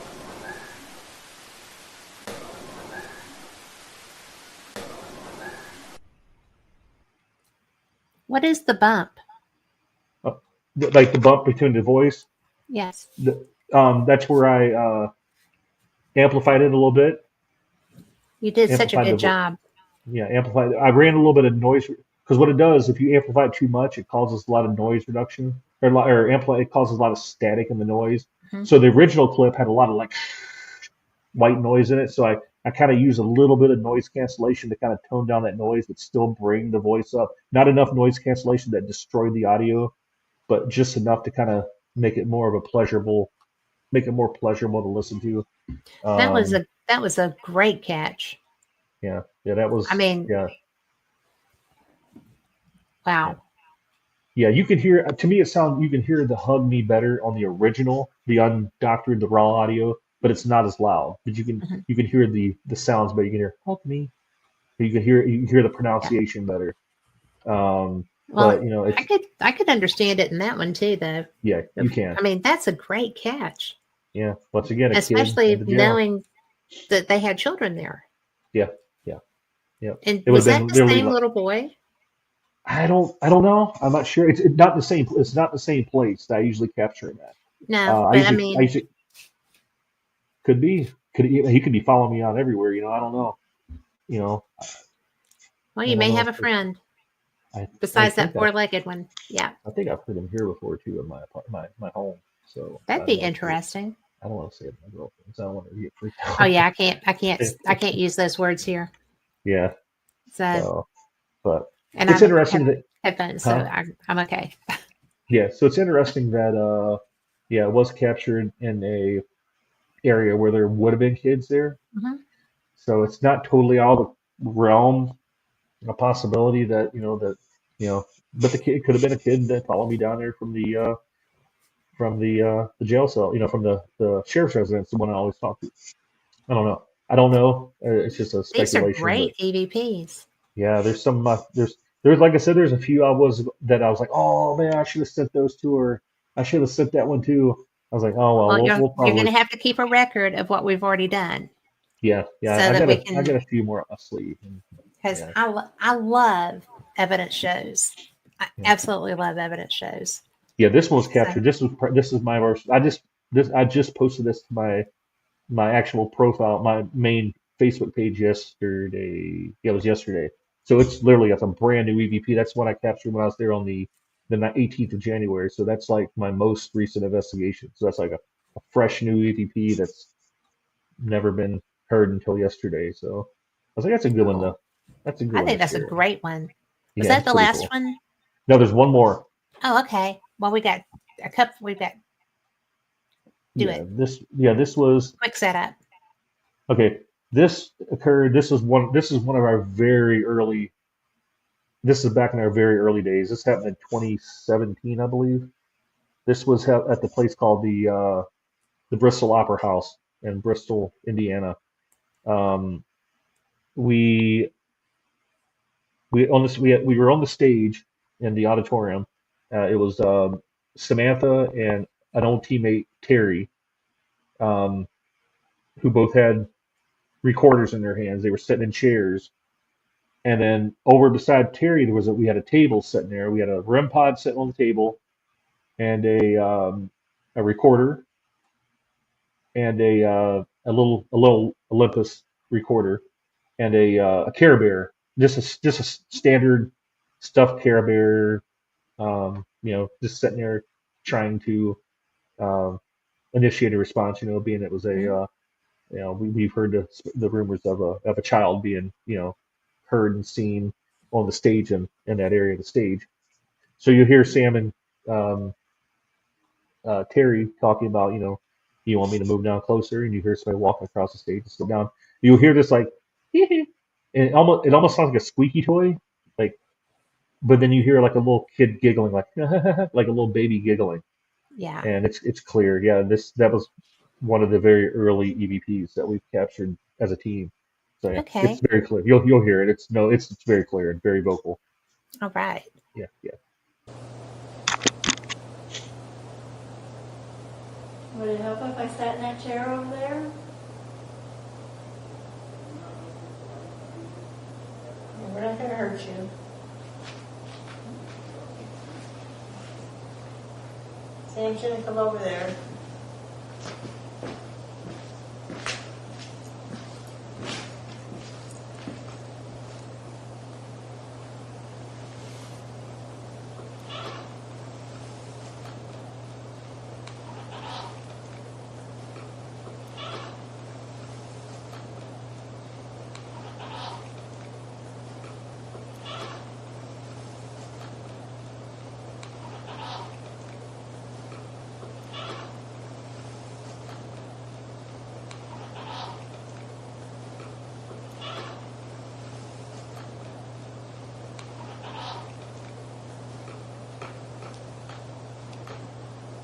That's it. Yeah.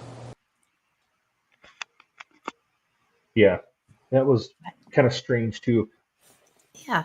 What's interesting was I I gathered the audio from Samantha's recorder. I gathered the audio from Terry's recorder and the audio from the recorder that was sitting on the table. The audio recorder that was sitting on the table and Terry's recorder was the same exact recorder. It was an Olympus BN something, a little small little recorder. Mhm. I still have the recorders right now, and then Samantha's was her phone. The one on the table by the bear was the only one that captured anything. The other recorders were completely silent, not even a smidget of EVP.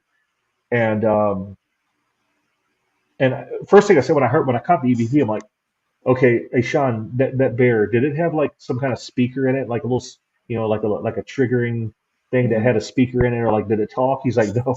He said, I'll bring it over, show you. So he brought it over, and we're shaking it, squeezing it, and shaking it, and it was just a stuffed animal. There was nothing inside that bear that would have made any kind of noise. So the only thing was the bear, Grim Pod, and the recorder. Terry's recorder, Sam's recorder, and the only yeah, we also had the had a camcorder on it too, from across the stage, and the camcorder audio had nothing on it either. So Wow. the only recorder was the one right beside the bear. To me, it sounds like a little kid giggling. The second Mhm. one, like a little baby, Yeah.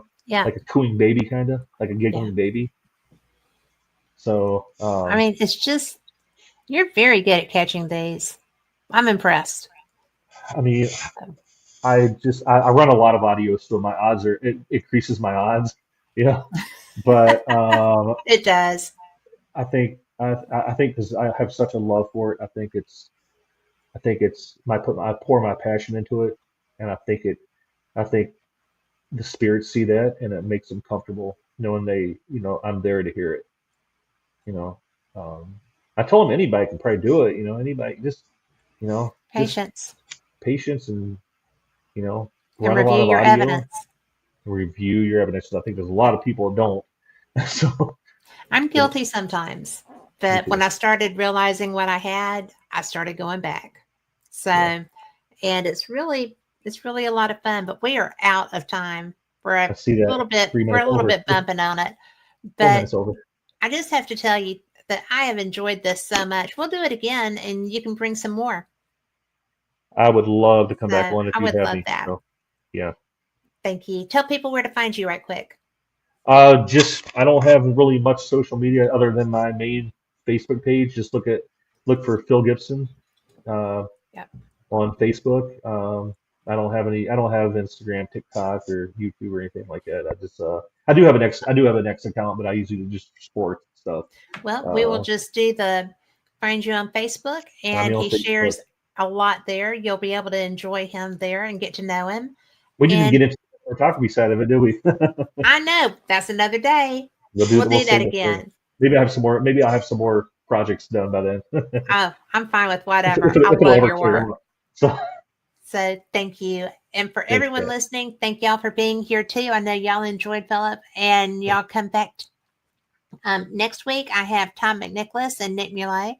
So that's going to be a fun show because Tom doesn't do many shows. I'm thrilled that he's coming on. And I always love having Nick around. He is a good friend. They both are.